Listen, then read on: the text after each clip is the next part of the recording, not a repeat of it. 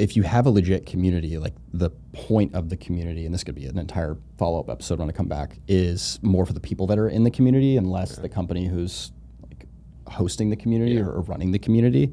And I think that's why so many companies that try to do it get really frustrated really quick, because they do it for the wrong reasons, and they do it for themselves, and they do it to try and generate pipeline. Yeah. And people in the community can see right through that easily. Just then they have a bad taste and then they leave. So I think it's very hard to do. I think when you do it well, it's just a game changer for companies, but you got to have the right approach to it, and it takes time. Yeah, it almost feels like the two default paths where either we already have an existing community because of work we've done in the past, let's activate upon that, or there's less of a sense of community, and we're going to fill that gap with selling and pitching and product features. Here's what we do, right? So I love the way you're structuring it, in that here's day one, we're bringing community building into the event, which I don't see very much of done with intentionality. Yeah, and I think the other thing that we're trying to do is we're trying to make sure that,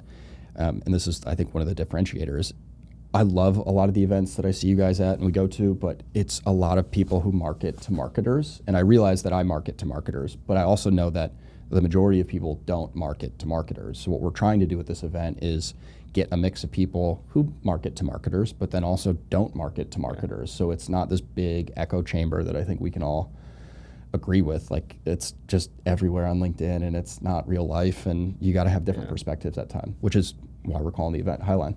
Yeah, Mark, if you ever start a boy band, it should be Mark and the marketers that don't market to marketers. Say that 5 times. That's going to be tough to fit on a t-shirt, but I like it. That's funny. You just think of that? Yeah. That's cool. That's good. That's good. I love it.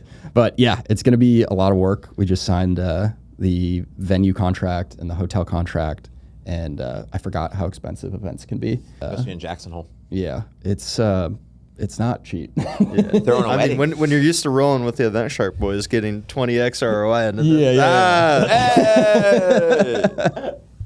I mean, the community play. There's tons of conversations just online, and that's followers and subscribers are slowly becoming less relevant. Yep. Community. Yeah. All about the community. Yeah. What's the community saying about user evidence or wherever the hell you care about? Yeah. That's the most important thing. I know. And I think the last thing I'll say in the event is when I was talking with Kyle Lacey just about like the agenda and the topics and how to put this together, I kept thinking that it needed to be indirectly tied to user evidence and what we do, and not a big pitch slap, but like some tie. And he said, don't do that. Just come up with an agenda and create sessions that are truly relevant topics and things that people want to learn about that probably have nothing to do with your company. And then when they remember that they went to Jackson and had this unreal experience, they'll remember who created that experience for them. And that's how you build trust and build community. Bang. Yeah, even like last night, someone's like, what's the pitch for Revenue Hero? And he's like, we don't need a pitch. Like, no one wants to hear no one wants to see the slide deck come out and you do a 30-minute pitch about the company. Then it just leaves a bad taste in your mouth. Yeah, it's like, do I really want to go to dinner and see a couple slides on the wall? Like, hell no. No. Hell no.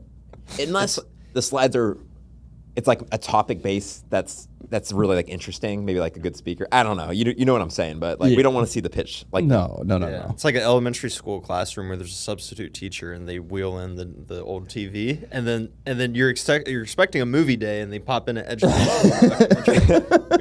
I want to see Ferris Bueller's Day Off. I thought you were gonna go. My mom calls me Ferris. My family calls me.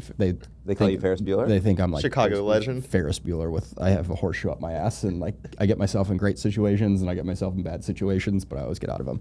But the reason I'm bringing it up is a couple of my buddies are, or either them or their wives are teachers, and now whenever they bring in, I don't even know if they do that anymore, but like what I learned was most of the time the teachers were just hungover and didn't want to teach, and that's why they were rolling in the TV in the classroom. Makes sense. So kind of funny in hindsight when you learn that as an adult. Just like it must be wild being a teacher now, because you don't even need to wheel in the TV anymore. You're just like, all right, kids, here's your phones. Yeah. Yes. Go talk to ChatGPT for a few hours. Just go scroll for 2 hours while I nurse this hangover. Do you remember how pumped we were back in the day God, when amazing. like you'd see that TV roll in that was probably like this deep in back, and if it fell off, it would be. Yeah, those were kind of a hazard. Flimsy steel frame. Yeah. Like clearly not built to have that much weight on it.